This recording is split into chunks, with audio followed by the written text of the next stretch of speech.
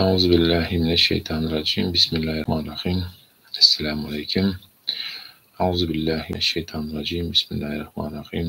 قل أعوذ برب الفلق من شر ما خلق ومن شر غاسق إذا وقب ومن شر النفاثات في العقد ومن شر حاسد إذا حسد. بسم الله الرحمن الرحيم. قل أعوذ برب الناس ملك الناس إله الناس من شر وسواس الناس الذي يوسوس في صدور الناس من الجنة والناس. بسم الله الرحمن الرحيم. قل هو الله أحد الله الصمد لم يلد ولم يولد ولم يكن له كفوا أحد. صدق الله العظيم. Esselamu Aleyküm edildeşler, doğanlar, edildeşler, edildeşler. Bugün hem nasip olsa, Mübarek Ramazan ayının 21'i, Mart ayının 31'i, yani 21 Ramazan 1445 ve 31 Mart 2024 yıl. Ve yine de bir zat Avrupa bölümünde bugün dünya yüzünde bir saat alındı, yani iyi şişirildi. Mesela ben bäriň saat bilen 3:11'de ağız bekleyen bolsak ve 18 näçelerde ağız açan bolsak, bugünden başlap 4:11 ve 19'da, yani bir saat öňe süýşdi. Gynansak hem biziň ýurtumyz we käbir beýleki musulman ýurtlarda we saat üýtgedilmäni, kışky, ýazky wagty pasyrlaryň çalışmagyna, saat çalışmagyny etdiler. Şoňa hem gaýdylyk gelinse gowy boljak din tarapyndan we nesip edenden bugün Kadir, Zilzale ve Müminin surelerini okumany niyet etdik. Nesip bolsa Arap dilinde ve Türkmen diline manysyny aýtmak bilen ve nesip bolsa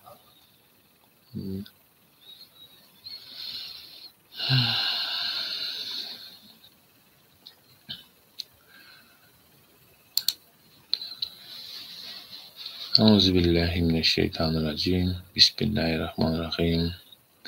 İnna enzelnahu fi leyletil kadr ve ma edrake ma leyletul kadr. Leyletul kadr halni fi şehr.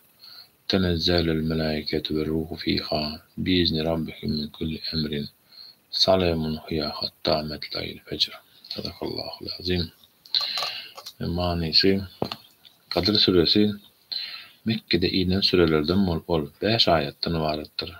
Sürenin ady ilkinji ayetde azalyan ve vezipe, hormat, kadir, beýiklik manylaryny aňlanýan kadir sözünden alınandyr. Bu sürede Kur'an-ı Kerim'in kadir gijesinde indirilip başlanandygy, ol gijanyň sogaby, ol gije alem jahana injek Allahy aman esenlik barada aýdylýar. Yani tahir biz onu Kur'an'ı Kadir gijesinde indirdik. Sen Kadir gijesinin nämedigini nädip biljek? Kadir gijesi müň aýdan hem haýyrlydyr.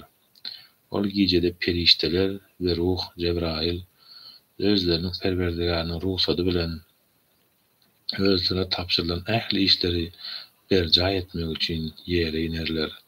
Ol gije täzeden atýança saglyk, salamatlyk bolar. Yüce Yaradan Beyik Allah Taala şu Ramazan'ın sonki 10 gününde Kadir gijesini edeýän taat ibadatlarymyzy dogry görmegini ve kabul bolmagyny Allah'dan niyaz edýäs, dileýäs. Bilip bilmän edýän günahlarymyzy özi bagyşlasyn, oňa şirk koşmakdan özi bagyşlasyn, ondan başgasyna secde ve gulluk etdirmesin. Allahumma inna a'uzu bike an üşrike bike ve ana alam ve estağfiruke lima la a'lemu.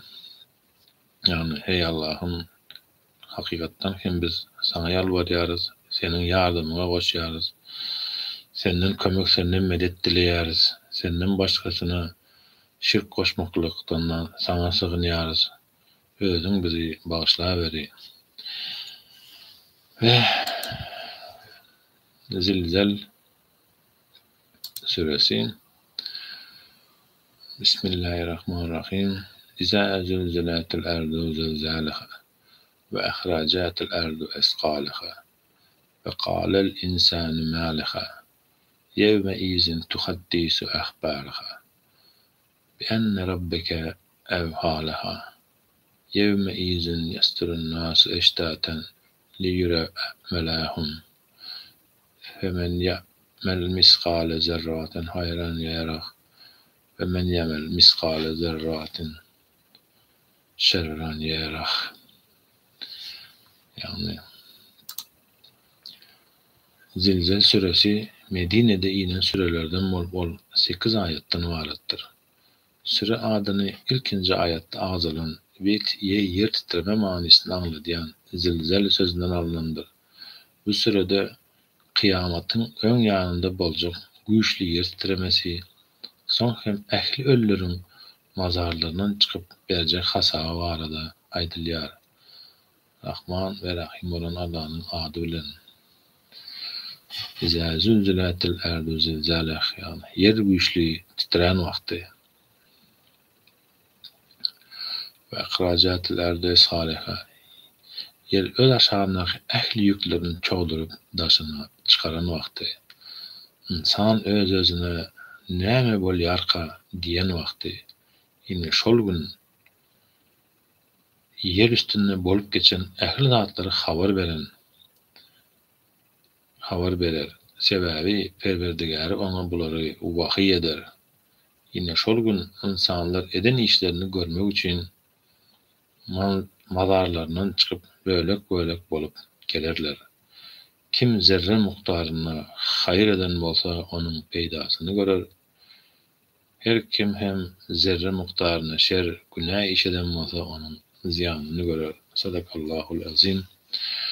Ve de edildeşler elbette ki kıyamatın yani bu günlerde haberlerde boltur kıyamet kopacak ýaly onu gorkuzmaktan däl ýöne duýduraly aýdaly sebäp Peygamber aleyhissalatu vesselam hem buyurýar menden eşden her bir zadyňyzy ýekiji ayet hem bolsa eşitmedikleri eşitdirin diýe her bir musulmanyň üzerine wezifedir ve bugünkü günde mysal üçin Gazastanly bir alim gije günü 7-24 gürlä otyr ulakan yer titreme garaşýar diýe, güýçli yer titreme garaşýar diýe bir ýerden ýetirip ýarylacak bolupdyr diýe. Allahyň özi haýyrlysyny bersin. Eger Allah Taala karar beren bolsa bu zada we ahir zamanyň gopmaklygyna karar beren bolsa, isleýän bolsa biz ona bendeler hükmünde işaret edip bilmeýäs. Bizde oýun bolmaly bolýar, ýöne ýene-de Allahdan dileýäs. Eger mümkinçilik hep bolsa ertir hem kıyamet kopacak olsa, bir gün hem kıyamet kopacak olsa, ya da hazır hem kıyamet kopacak olsa, özü günahlarımızı bağışlayıversin ve yakınlarımız ile birlikte bolmagy müyesser eylesin cümle aleme. Yine de yana da bellek geçişimiz ýaly bugün hem Müminin suresini okaýas.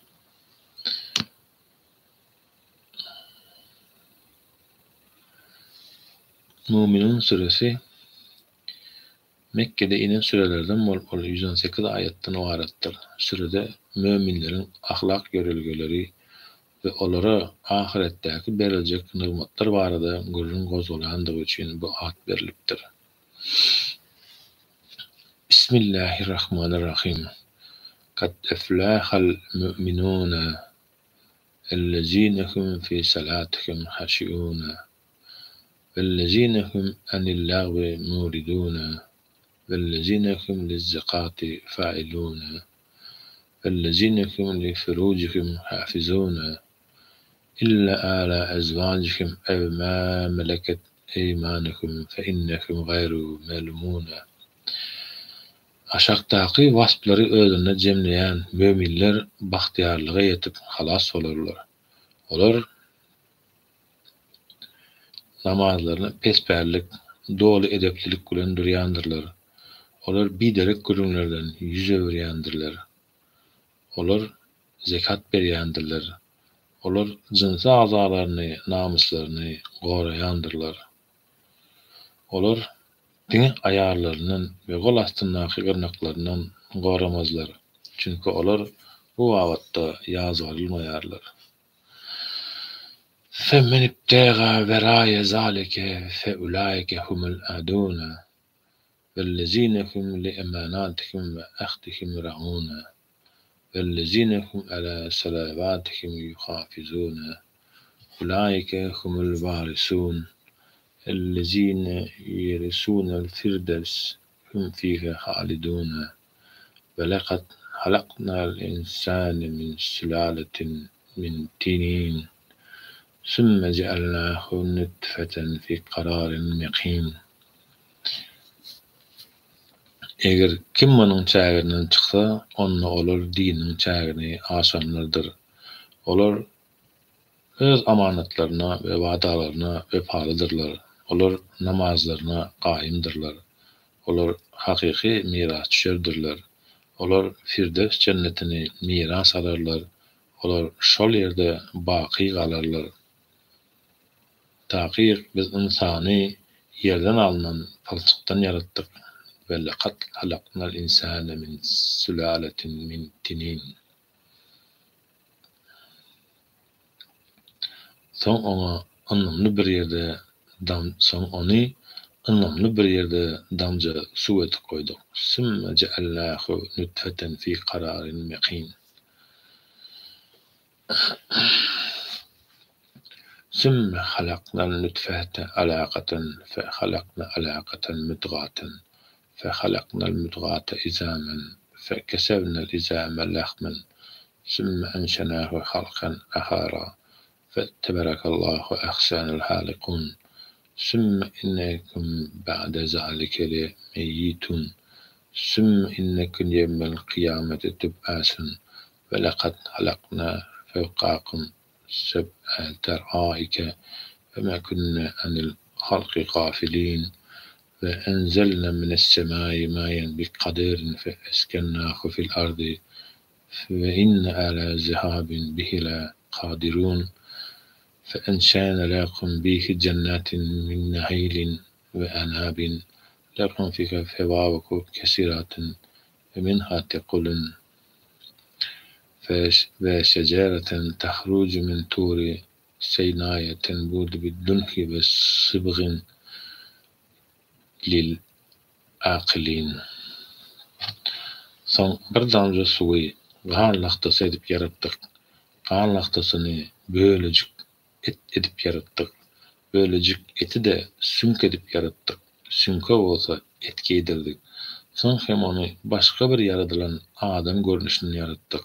Yaradyjylaryň iň haýrlysy bolan Allah gören beýikdir. Soň siz munyň ýyzyndan ýaşanyňyzdan soň elbetde ölersiňiz. Soň hem siz kıyamet günü täzeden dirildilersiniz. Biz takyk sizin üstüňizde 7 gat asman yaratdyk. Biz ýaradan zatlarymyzdan gapyl däldiris. Biz asmandan bir muktar suw indirdik we onu zemin içine yerleştirdik. Bizim şol suwy düýbünden ýok etmäge de güýjümiz ýetýändir. Biz şol suwun üstü bilen sizin üçin hurma we özüm bakçalaryny döretdik. Sizin iýmegiz üçin bu bakçalarda köp miweler bardyr. Yine şol suwun üstü bilen Sina dağyndan çykýan bir agaç, zeytun agacı döretdik. Bu agaçdan ýağ alynýar hemde iýýänler tarapyndan eline, ýüzüne, endamyna çalynmak üçin kullanylýar. وإن لكم في الأنعام لعبرة نسقيكم مما في بطونها ولكم فيها منافع كثيرة ومنها تأكلون وعليها وعلى الفلك تحملون ولقد أرسلنا نوحا إلى قومه فقال يا قوم اعبدوا الله ما لكم من إله غيره أفلا تتقون. فقال الملأ الذين كفروا من قومه ما هذا إلا بشر مثلكم يريد أن يتفضل عليكم ولو شاء الله ولأنزل ملائكة مسيئين بهذا في آبائنا الأولين إن هو إلا رجل به جنة فتربص به حتى حين قال رب انصرني بما كذبوني فأوحينا إليك أن اصنع الفلك بأعيننا ووحينا فإذا جاء أمرنا وفارت التنور فاسلك فيها من كل زوجين اثنين وأهلك إلا من سبق عليه قول منكم فلا تخاطبني في الذين ظالموا إنهم مغرقون فإذا استويت أنت ومن ملائك على الفلك فقل الحمد لله الذي نجانا من القوم الظالمين فقل ربي أنزل لي منزلا مباركا وأنت خير المنزلين إن في ذلك الآيات وإن كنا لمبتلين. Elbette hayvanlarda sizin için ibretler vardır. Biz size onların karınlarına kadaratlardan süýtten içirýäris. Başkada olarda sizin için en çeme bähbitler var ve onların içinden sizin iýýänleriniz hem bar. Siz hayvanların şeýlekem gämilerin üstünden äkidilýärsiňiz. Biz Nuhy öz kowmuna iýerdik. Ol ey kowmum, Allah'a kulluk ibadet edin. Sizin için ondan başka Huda yoktur. Ona karşı gelmekten korkmayarsınız mı deyipdi. Kowmunun içinden inkar edenlerin topory bu adam Nuh aleyhisselam sizden has ýokary bolmak isleýän özüňiz ýaly adamdan başga zat däldir. Eger Allah ilçi vermek istesedi perişteler iýerirdi. Biz beýle zady öňki ata-babalarymyzdan hiç eşitmendik. Bu akylyny ýitiren bir dälidir. Belli bir wagtda çelli muňa göz gulak bolun diýdiler. Nuh aleyhisselam hem ey Perwerdigarim, men barada aýdylan yalan zatlar sebäpli maňa ýardam ber diýdi. Soň oňa biziň gözekçiligimiziň we wahymyzyň esasyny bir gämi ýasa buyrugymyz gelip tamdyr gaýnamagy, suw çykmagy başlany her zatdan jüwüt-jüwütden al ve maşgalaň hem alyp gämiň içine gir. Ýöne maşgalaň içinden olar barada öňden azap höküm berilenleri gäme salma ve zinhar zalimler barada maňa hiç zat diýme. Sebäbi olar gark edilerler. Sen we ýanyndakylar gäme dowly ýerleşeningizden soň hakyky hamdy sena bize zalim kowmdan halas eden Allah'a mahsusdur diýdik. Sen ey Perwerdigarim, meni bereketli bir ýere ýerleştir. Sen indirýänleriň, ýerleşdirýänleriň iň haýrlysysyň diýdi. Takyk bu aýdylan sözlerde ibratlara alamatlar bardyr we takyk biz synagdan geçirýäris. ثم أنشأنا من بعدهم قرنا آخرين وأرسلنا فيهم رسولا منهم أن اعبدوا الله ما لكم من إله غيره أفلا تتقون فقال الملأ من قومه الذي كفر وكذب بلقاء الآخرة وأترفناهم في الحياة الدنيا ما هذا إلا بشر مثلكم يأكل مما تأكلون منه ويشرب مما تشربون ولا إن أتعتم بشرا مثلكم إنكم إذا لا خاسرون يعيدكم أنكم إذا متم وكنتم ترابا وعظاما أنكم مخرجون هيهات لما توعدون إن هي إلا حياتنا الدنيا نموت ونحيا وما نحن بمبعوثين إن هو إلا رجل افترى على الله كذبا وما نحن له بمؤمنون قال رب انصرني بما كذبوني قال أما قليل لا يصبحون نادمين. Son olaryň izinden başka nesil döretdik. Olara hem öz içlerinden Allah'a kulluk edin. Sizin için ondan başka ibadete laýyk Huda yoktur. Ona karşı gelmekten korkmayarsınız diyen ilçi verdik. Kowmunun içinden inkar eden, ahirete kavuşmagy yalan hasaplan ve dünyada rahat durmuş berilen toparymız bu hem özüňiz ýaly adamdan başga zat däldir. Sizin iýýän zadyňyzdan iýýär, sizin içýän zadyňyzdan hem içýär. Eger siz özüňiz ýaly bir adama boyun boljak bolsaňyz, onuňy takyk ýitki çekenlerden bolarsyňyz. Ol size siz ölüp toprak beşink bolanyňyzdan soň Siziň täzeden dirilip çykaryljakdyňyzy wada berýärmi? Hey, bu boljak zatmy? Size wada berilen bu zat hey boljak zatmy? Bu durmuş biziň bu dünýädäki ýaşaýşymyzdan ibaretdir. Biz ölýäris, ata-babalarymyz ölýär we ýaşaýarys. Çagalarymyz dünýäge inýär. Biz täzelden dirildilmeriz. Ol Allah yalan tökmet atan adamdan başga zat däldir we biz oňa inanýan däldiris diýdiler. Ol peýgamber ey Perwerdigarim, men barada aýdýan yalan zatlary sebäpli maňa ýardym ber diýdi. Ol Allah az wagtdan olar hökmän puşman ederler diýdi.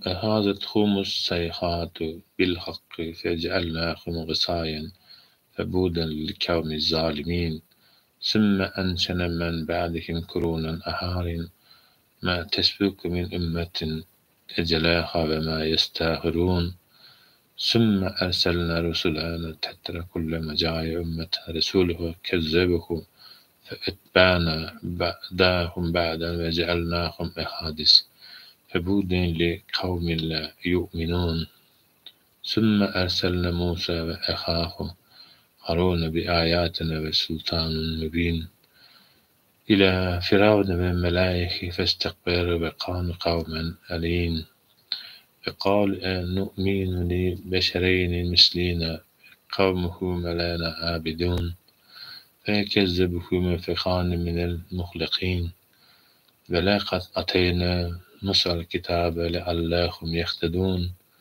وجعلنا ابن مريم وأمه آية وأويناهما إلى ربوة ذات قرار ومعين. Şol barmağına olary aýylgynç bir goh galmagal gaplap aldy. Şeýdip biz olary çöp çalama öwürdük. Ýok bolsun zalim kowum. Soň olaryň izinden başga nesiller döretdik. Hiç bir ümmet öz meklitini, ajalyny öňe alyp azaldyp bilmez, ize çekip uzaldyp hem bilmez. Soň biz izli izine ilçilerimizi iýerdik. Her ümmete öz ilçisi geleninde olar ony yalan hasapladylar. Biz de olaryň käbirini beýlekleriň izine düşürdik. Izli izine helak etdik we olary ibratly hekaýa öwürdik. Ýok bolsun iman getirmedik kowum. Soň Musany we dogany Haruny ayatlarymız we äşkär delillerimiz bilen iýerdik. Olary Firavuna we onuň adamlaryna iýerdik. Olar Firavun we adamlary özlerini beýik saýdylar we zalim kowum boldylar. Olar biz kowmy özümize kulluk edip beren özümiz ýaly iki adama iman getirelim diýdiler. Şeýdip olar ol ikisini Musany we Haruny yalan hasapladylar we özleri hem helak edilenlerden boldular. Olaryň dogry ýola girmekleri üçin biz Musa kitap berdik. Meryem ogly İsany we onuň ejesi Meryeme kudratymyzyň kepili bolan bir nişan alamat berdik. Ol ikisini mesken tutarlyk we akyr sowly bir depede ýerleşdirdik. Ya eyyuhar rasuli quli minet tayyibati ve amelu saliha innebe ta'meluna alimun ve inne hazihi ummetukum ummeten vahideten ve ana rabbukum fettekuni فتقطعوا أمرهم بينهم زبورا كل حزب بما لديهم فرحون فذرهم في غمراتهم حتى حين يحسبون أنما نمدهم به من مال وبنين نسارع لهم في خيرات بل لا يشعرون إن الذين هم من خشية ربهم مشفقون والذين هم بآيات ربهم يؤمنون والذين هم بربهم لا يشركون والذين يؤتنون ما تبع قلوبهم وجلة أنهم إلا ربهم راجعون. Ey peygamberler, temiz zatlardan iyin ve yaxşı işler edin. Taqiq men edýän işlerinizi bilýändirin. Elbetde sizin ummatyňyz, dininiz kökü bir ummatdyr, dindir. Men bolsa siziň perwerdigaryňyzdyr. Onda siz menden gorkun. Emma olar öz aralaryndaky bu dini türlü garaýyşlar bilen böldüler. Her topar öz ýanynaky dini garaýşy bilen monça boldular. Ey Muhammed, sen olary belli bir wagt içerli öz gapyrlyklary bilen goý. Ýa-da olar biziň olara beren mal mülkimiz we perzentlerimiz sebäpli olara peýda bermek üçin tagalla edýändir diýip pikir edýärlermi? Ýok, olar bu zatlara göz ýetirip bilmeýärler. Özleriniň perwerdigarynyň gorkusundan ýaňa titirýänler, özleriniň perwerdigarynyň aýatlaryna iman getirýänler we özleriniň perwerdigaryna şärik goşmaýanlar. Şeýle-de özleriniň perwerdigaryna dolanyp barjaklary barada ýüreklerine gorku bolanlar, özlerine berilen mal mülkden zekat, sadaka berenler, ine şular ýaxşy işler etmekde ýarışýan ve bu babatda öňe geçenlerdir. Ulaike yusarun fil hayrati ve hum leha sabiqun. Ve la nukellifu nefsen illa vus'aha ve ledeyne kitabun yantiqu bil haqqi ve hum la yuzlemun. Bel qulubukum fi gamratin min haza ve lahum amara min duni zalikehum leha amilun. Hatta iza ehazna mutrafihim bil azabi iza hum yec'erun. La tec'erul yevme innekum minna la tunsarun. قد كانت آياتي تتلى عليكم فكنتم على أعقابكم تنكسون مستكبرين به سميرا تخجرون أفلم يدبروا القول أم جاءهم ما لم يأتي آباءهم الأولين أم لم يعرفوا رسولهم فهم له منكرون أم يقولون به جنة بل جاءهم بالحق وأكثرهم للحق كارهون ولو اتبع الحق أهواءهم لفسدت السماوات والأرض ومن فيهن بل أتيناهم بذكرهم فهم عن ذكرهم موردون. Biz hiç kime güýjünden artykmaç ýük borç ýüklemeriz. Huzurumuzda diňe hakykat aýdan kitap bardyr we olara zulüm edilmez. Ýok, olaryň ýürekleri mundan bihabardyr. Olaryň mundan başga-da edýän erwet işleri bardyr we olar ol işleri hem edýärler. Biz olaryň rahat we bolalyn durmuşda ýaşaýanlaryny kynçylyga ýa-da azaba sejawar edenimizde olar destine dady peryat ederler. Bu nindi boş yere dady peryat etmän. Siz bizden hiç hili kömek görmersiňiz. Taqiq size meniň aýatlarym okulanyna siz derrew ýeňsäňizi görkezýärdiňiz. Oňa Qur'any göwni etmezçilik edip akşamky mejlislerde ol barada bolar bolgusyz gürrünler edýärdiňiz. Olar henizem bu söze Qur'any akyl ýetirmedilermi? Ýa-da olara ön katawabalaryna gelmedik bir zat geldimika? Ýa-da olar öz peýgamberlerini tanımayandıkları üçin onu inkar edýärlermika? Ýa-da olar onda bir dälilik bar diýärlermi? Tersine ol olara hakykaty getirdi we olaryň köpüsi hakykaty ýigrenýändir. Eger hakykat olaryň höweslerine, arzu hyýallaryna tabyn bolan bolsady, taqiq asmanlar, yer we ikisiniň içindäki ähli zatlar tertip düzgünini ýitirerdi. Tersine biz olara öz şan şöhratlaryny Qur'any getirdik. Olar bolsa öz şan şöhratlarynyň ýüz öwürýärler. Em tes'aluhum harjan fe haracu rabbike hayrun ve huve hayrur razikun fe inneke letut ila sıratın müstakim وإن الذين لا يؤمنون بالآخرة عن الصراط لنقلبون ولو رحمناهم وكشفنا ما بهم من ضر للجوا في طغيانهم يعمهون ولقد أنذرناهم بالعذاب فما استكانوا لربهم وإما يتضرعون حتى إذا فتحنا عليهم بابا ذا عذاب شديد إذا هم فيه مبلسون وهو الذي أنشأ لكم السماء والأبصار والأفئدة قليلا ما تشكرون وهو الذي زرعكم في الأرض وإليه تحشرون وهو الذي يحيي ويميت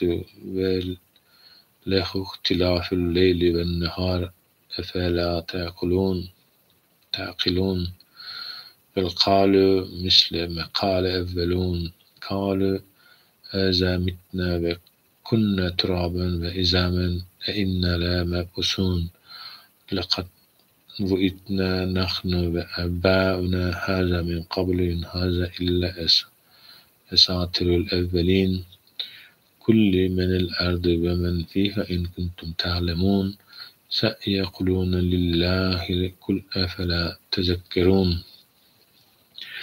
Ya da sen olardan çıktıcı etmeklerini sorayarmın. Perverdigarın sizin için hediýan çıktıcısı has hayırlıdır. Ol rızkalı berýänleriň iň hayırlysıdır. Takyk sen olary dogry ýola çagyrýarsyň. Ahirete inanmaýanlar bolsa kejirlik bilen ýoldan çykýandyrlar. Eger biz olara dözmezçilik edip düşün kynçylyklaryny olardan tepeden bolsadyk, takyk olar öz azgynçylyklaryny hasyn beter dowam ettirirdiler. Biz olary kynçylyga duçar etdik. Şonda da olar özleriniň perwerdigaryna boyun egmediler we oňa ýalbarmadylar. Olara kıyamatda azaby agyr bolan gapyny açanymyzda şonda olar umytlaryny üzerler. Ol kulaklary, gözleri we köňülleri sizin üçin nygmat hökmüni ýaradandyr. Siz ören az şükür edýärsiňiz. Ol sizi ähli milletleri zeminde ýaradandyr we siz onuň huzuryna jemlenersiňiz. Ol sizi ýaşadýandyr we öldürýändir. Gije bilen gündüziň çalyşyp durmak hem onuň işidir. Siz henizem akyl ýetirmeýärsiňizmi? Gaýtam tersine olar hem öňkülerin kämmeňiz zatlar aýtdylar. Olar heýdi biz ölüp toprak we sünk bolamyzdan soň täzeden dirildilerismi? Takyk bize de bizden öňki atabalarymyza hem bu wada berilipdi. Bu gözümler aýdyldy. Bu öňküleriň tosdum rowayatlaryndan başga zat däldir diýdiler. Ey Muhammed, sen olara eger bilýän bolsaňyz aýdyň bakaly bu dünýä we onuň içindekiler kiminkidir diýip olar Allah'ınkydyr diýip jogap bererler. Şonda sen hiç mundan nesihat almak aklyňyza gelmedimi diýip aýt.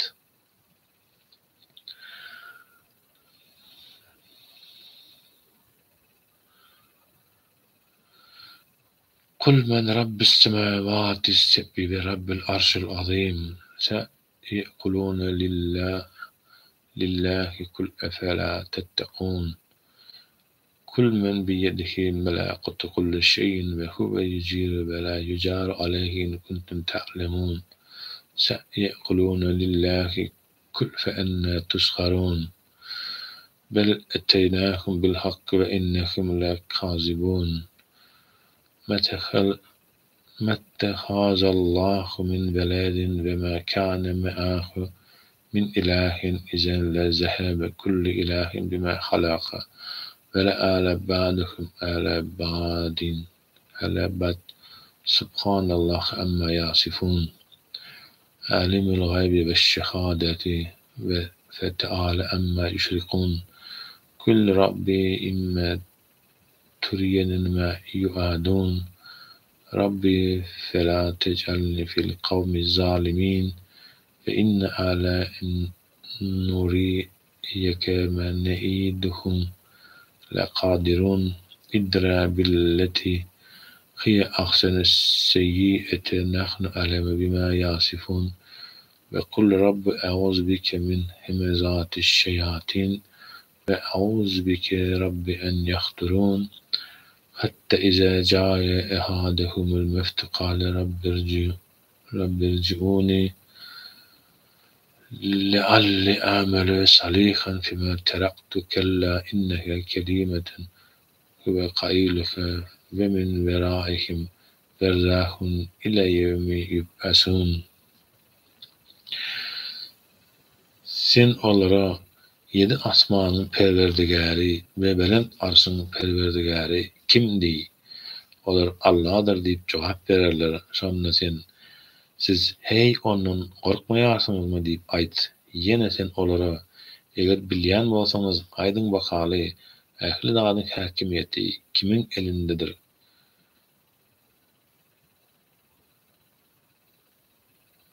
Kimin elindedir? Diňe ol Allah ýardym himayet edýändir. Mätäş däldi üçin oňa bolsa ýardym himayet edilýän däldir diýip aýt. Olar häkimiýet Allahyňkydyr diýip jogap bererler.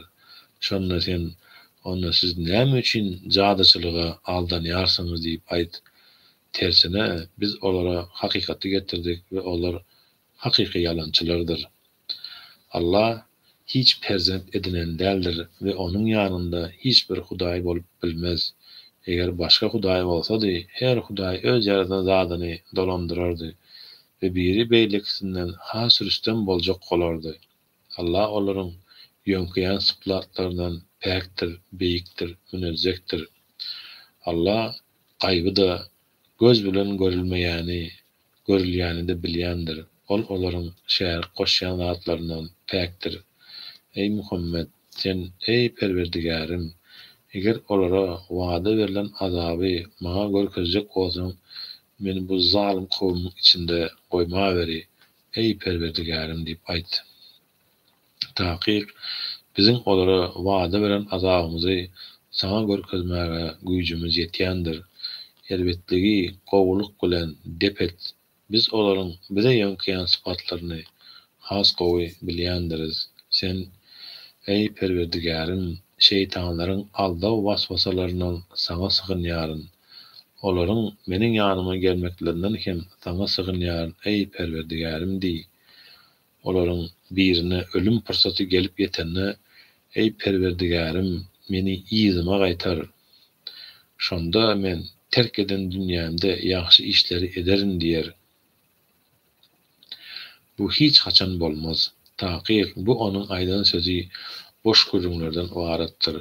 Olaryň ýyllaryny täzeden direldirecek günlerini çelli päskel boljak bir perde, berzah alemi bardyr.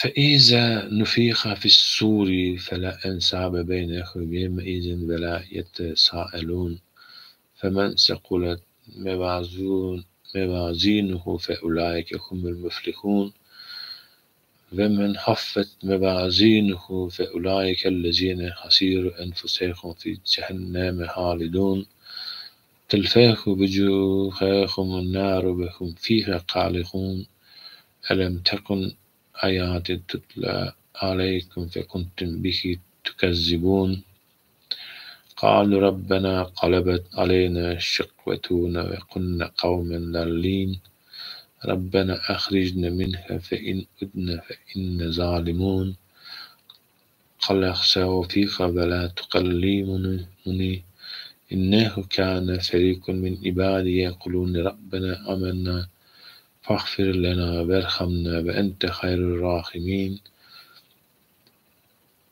فاتخذتموهم سخريا حتى أنسوكم ذكري وكنتم منهم تضحكون إني جزيتهم اليوم بما صبروا أنهم هم الفائزون قال كم لبثتم في الأرض عدد سنين قالوا لبثنا يوما أو بعد يوم فاسأل العادين قال إن لبثتم إلا قليلا لأنكم كنتم تعلمون أفحسبتم أنما خلقناكم عبثا وأنكم إليه لا ترجعون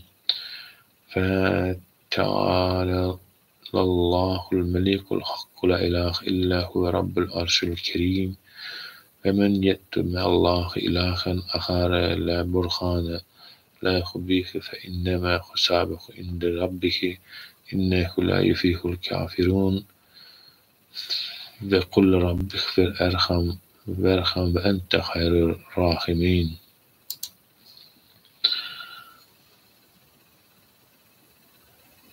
Sura üflenilen güni olaryň arasynda garyndaşlyk gatnaşyklary galmaz, olar bir-birlerini görmezler hem. Her kimiň amal terezisi sowaby agyr gelse şol halas bolar. Terezileri, sowaplary yeňil gelenler bolsa öz janlaryny ýitkäse de war edenlerdir. Olar dozakda ebedi galarlar. Ot olaryň ýüzlerini gowrar we olar şol ýerde dozak etlerde yananlygy sebäpli syrtyryp galarlar. Şonda pälimiz bizden üstün çykdy we biz ýoldan çykan kowum boldyk. Ayetlerim okulyp durka, ýalyn hasaplaýasy dälmidiňiz? Şonda pälimiz bizden üstün çykdy we biz ýoldan çykan kowum boldyk. Perwerdigarimiz bizi bu ýerden dowdakdan çykar. Eger ýene-de dinsizlige öwrülip barsak, onda biz taky özümize zulüm edenlerden bolarys diýerler. Ol Allah bolsa meniň bilen gepleşjek bolmagyna maskara bolup dymyp durun. Kullaryň içinden bir topar: "Ey Perwerdigarimiz, biz iman getirdik. Bizi bagyşla we bize merhemet et. Sen merhemet edenleriň iň haýrlysysyň" diýipdiler. Siz olary ýaňsa alýardyňyz. Hatda ýaňsa almagyňyz size meni ýatlamagy hem unutturupdy. Siz olaryň üstünden gülýärdiňiz. Bugün bolsa men olary eden sabrlary sebäpli sylagadym. Taky olar maksada bahtiýarlygy ýetenlerdir diýer. Allah ýyl hasabyndan ýeriň ýüzünde näçe wagtlar galdyňyz diýer. Olar bolsa bir gün ýa-da ýarym gün galdyk. Wagty hasaplaýjylardan sonra diýerler. Ol bolsa siz dünýäde görän az wagt galdyňyz. Käşke muny bilsediňiz. Siz özüňizi boş ýere ýaradylyp bize gaýdyp gelmez öýtdiňizmi diýer. Hakyky hökümdar bolan Allah ören beýikdir. Özünden başga ibadata laýyk Huda ýokdur. Ol beýik arşyň perwerdigaridir. Kim hiç bir delil bolmazdan Allah'dan başka bir Hudaýy çağırsa, onun hasaby diňe perwerdigariniň huzurundadyr. Kapyrlar hiç haçan üstünlüge yetmezler. Ey Muhammed, sen ey Perwerdigarim meni bagyşla we maňa merhemet et. Sen merhemetleriň en haýrlysysyň diýip aýt. Sadakallahul azim. Subhan rabbike rabbil izzati amma yasifun ve selamun murselin velhamdülillahi rabbil alamin. Allahümme inne eselike manillah ve esel kalbe haş ve eselike munafe ve eselike sadık edine kayyime ve eselike afiyete min kulli beleyk ve eselike tamel afiyek ve eselike tamel afiyek ve eselike şükrü afiyek ve nas. Rabbena atina fid dunya haseneten ve fil ahireti haseneten ve azaben nar. Rabbena gfir li veli ve lideyhi ve lilmi min insan ve rahmetike erhamer rahimin. Allahümme eşkili zalimine min zalimin ve ehrizne beynekim salimin. Ey Allah'ım, beni, bizi, başkalarını ve yakınlarımızı bağışla ve bize bana merhamet et. Sen merhametlerin en hayırlısısın. Elhamdülillahi Rabbil alemin, Rahmanirrahim, Maliki yevmiddin, İyyâke na'budu ve İyyâke nestaîn, sıratal müstakîm, sıratal lezîne en'amte aleyhim, gayril mağdûbi aleyhim ve zâllîn. Amin ya Rabbil alemin. Sağ salamatlıkta yurdumuza dolanıp barmakları Allah Teala özü müyesser eylesin inşallah. Hani näme diýipdirler? Konuşana değil, konuşturana bak. Gürleyene değil, gürledene seret. Yöreyene değil, yörediyene seret. Allahu Teala haka iman eden bendelerini mukaddes olan topraklarına cem olup yaratgay tez zamanda inşallah. Amin ya Rabbil alemin. Salamat olun, görüşýänçek. Soňky 10 günde Ramazanyň soňky 10 gününe Kadir gecesini tutturmajak bolun. Hem de şeýle bir hadis şerif bar. Kadir gecesi Ramazanyň aýynyň içinde haýsy bir günne belli däl, takyplar içinde gezdirýändir diye emma welin Alymlar hem Peýgamberimiz Aleyhissalatu vesselam hem Ramazanyň soňky 10 günniň içinde bolup biler diye gijelerinizi degirlendirin, dilegi dua edin. Allah kabul eylesin bäk niýetli olaryň dileglerini. İnşallah şu ýurdumyza baryp zalim sultana dur diýip oňa ýerini görkezmek halkymyza müýesser eýlesin. Allah taala kalbymyza güýçli, kuwatly, nurly iman ihsan eylesin inşallah. Amin ya rabbil alamin. Allah'a emanetsiniz.